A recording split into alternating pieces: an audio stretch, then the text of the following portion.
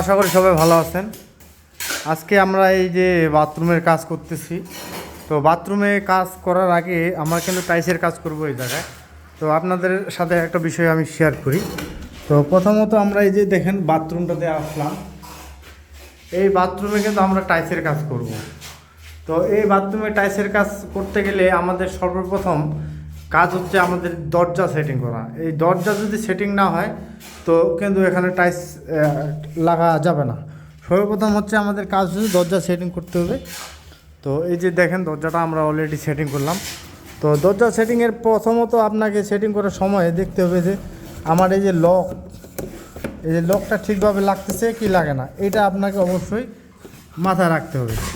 তারপর তো দেখেন এই যে ক্যালামগুলো দিচ্ছি আমরা, এই যে ক্যালামের ভিতরে অবশ্যই জলি মারে দিতে হবে। এই যে দেখেন আমি যেভাবে জলি মারে দিছি, জলি মারে দেওয়ার পরে এই যে দেখেন আমরা কিন্তু অলরেডি ঘোলা দিছি। এই ঘোলা দেওয়ার পরে আমরা এখন সুন্দরভাবে সর্বপ্রথম আগে কিন্তু মশলা দিয়ে দিচ্ছি। তো প্রথমত আমাদের কাজ হবে দরজা সেটিং করা। তো এই বাথরুমে টাইলসের কাজ করব, আগে দরজা ফিটিং করে নিলাম আমরা, এখন টাইলসের কাজ করব। তো কিভাবে টাইলসের কাজ করি দিব পর্যায়ক্রমে। তো সবাই ভালো থাকবেন, সুস্থ থাকবেন, সবার প্রতি রইল আমার আদাব ও নমস্কার।